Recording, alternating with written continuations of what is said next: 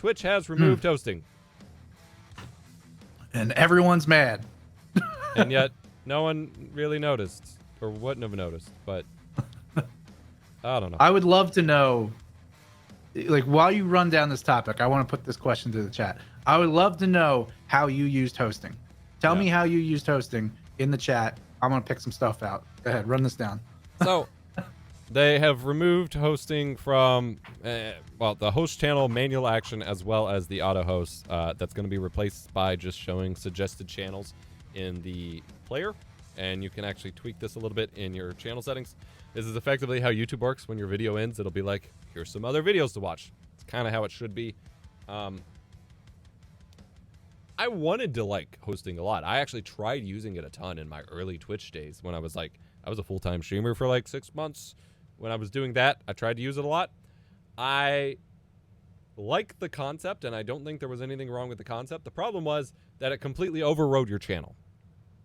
So like, if I linked you to twitch.tv/EposVox and I was not online, but someone I had in my host list was, twitch.tv/EposVox effectively did not exist unless you knew exactly where to click and clicked around to find it. And even then, it would keep taking you back to the host. Like, it was super stupid.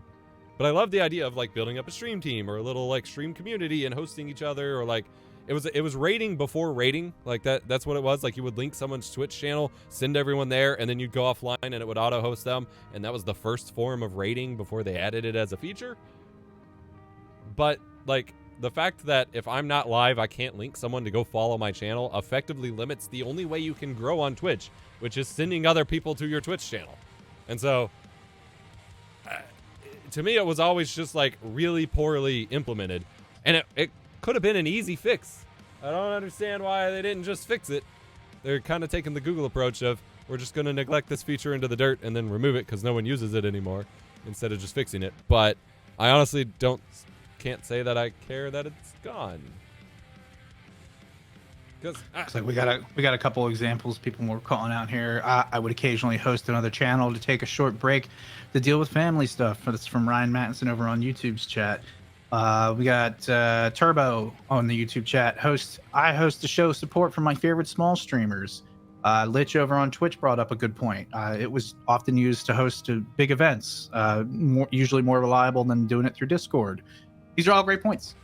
But, you know, they're also, unfortunately, niche points because nobody used it.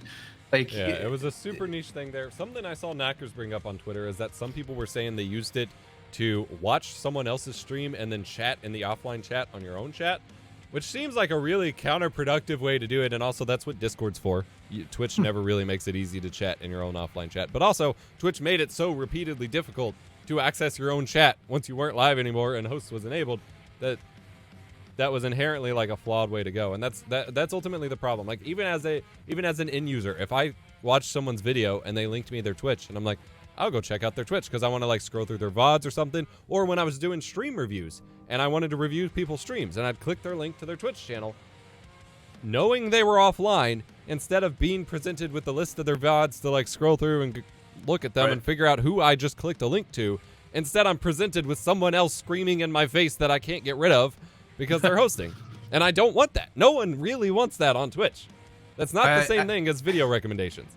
This is something else I had seen on just scrolling around on Twitter, looking at the topic of it. People stating that, you know, that they thought they were getting some kind of growth aspect out of it. And it's not that at all. Like, you could host somebody.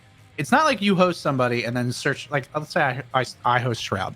I'm not going to show up in the search history. Yeah. You're not going to see me streaming Shroud or hosting Shroud. You're going to see Shroud. Why would you come click my page to watch Shroud? Right. Like, it seems to be how people, or at least some people, saw it.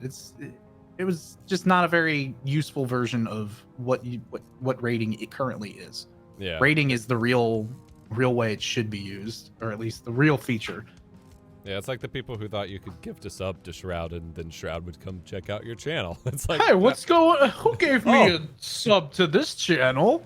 Oh, Shroud subbed to my stream. What's up, Shroud? Hey! Like, it didn't work that way.